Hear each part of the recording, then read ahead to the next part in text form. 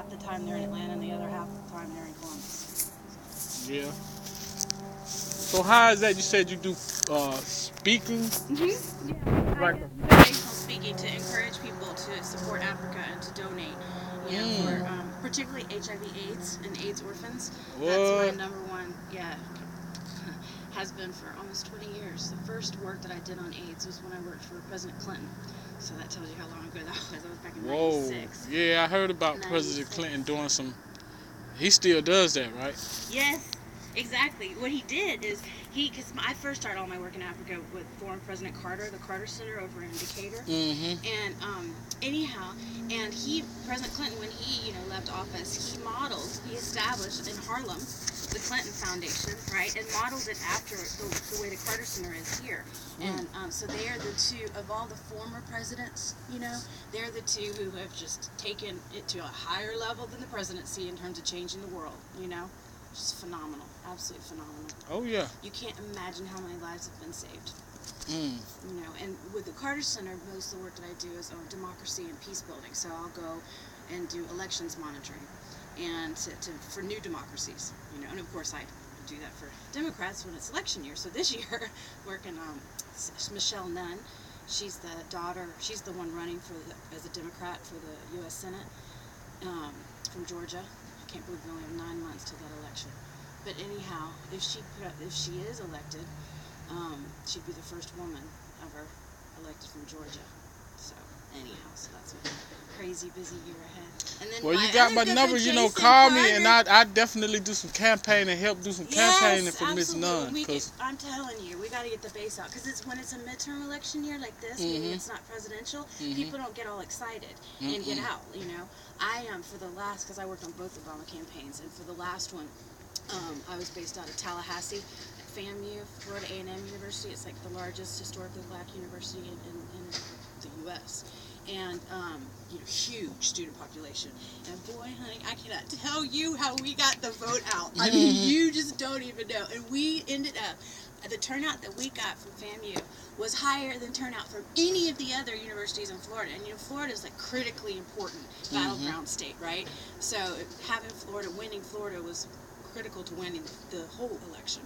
And anyhow, I was so proud. I was like, you see, anybody who complains about the younger generation that they don't care and they're not involved, I'm like, really? Let me introduce you. I'm telling to you, some folks. You know what I'm saying? So yeah. Yes.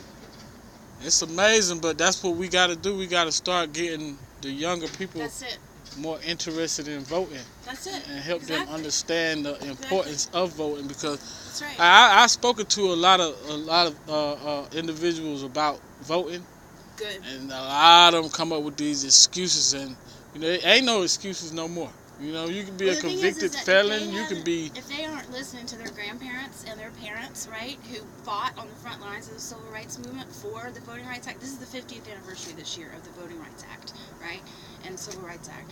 And last year's, was the 50th anniversary of the I Have a Dream, March on Washington. So, it's so critically important for the young people to know the history, the recent history, right, of what has been sacrificed and how many lives, were sacrificed, and so many, challenges that were overcome for those rights to be there. And the Republicans have been trying to take the rights away like you wouldn't believe, in terms of cutting down on early voting. They've tried all this different stuff through legislatures. They've tried to undermine. We have one of our biggest campaign strategies and efforts is what's called Souls to the Polls, where we would, when people were leaving, after church, packing up the buses and taking them to the polls, to go for early voting. Souls to the polls. Yeah. I know. I like that one there. That's like classic. But the black churches have always been the heart, especially during the Civil Rights Movement, and that was the heart. That's the only place where you could really, in the beginning, where you could organize, right, without being beaten. So it all started, in Alabama, and of course, Dr. King was recruited, if you will. He had just been a pastor, just like his grandfather had been, his father and grandfather had been, and but then the civil rights leaders in Alabama came together and recruited him to be the leader of that. The initial, right after Rosa Parks refused to give up her seat on the bus. That's when the movement really started. The bus boycott in Montgomery.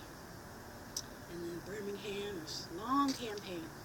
But one thing that we're so blessed with in Atlanta, and Georgia as a whole, but Atlanta in particular, is having so many of the civil rights leaders, you know, here amongst us. Oh yeah. As you know, in our city, in our town, you know, and now it's like our generation is now like, you know, Mayor Reed and others are now, you know, coming into, their parents were, you know, all also native Atlantans and leaders in the movement, and now it's the second generation, as we say, the Joshua generation, you know, that are finally coming into leadership, and it's exciting. Yeah, see that card I gave you is for Peace. it's for an organization called POPS movement, Yeah. which is People Organizing Peace Systems. Yeah, what are the And systems? It's 6 steps to peace. Yeah.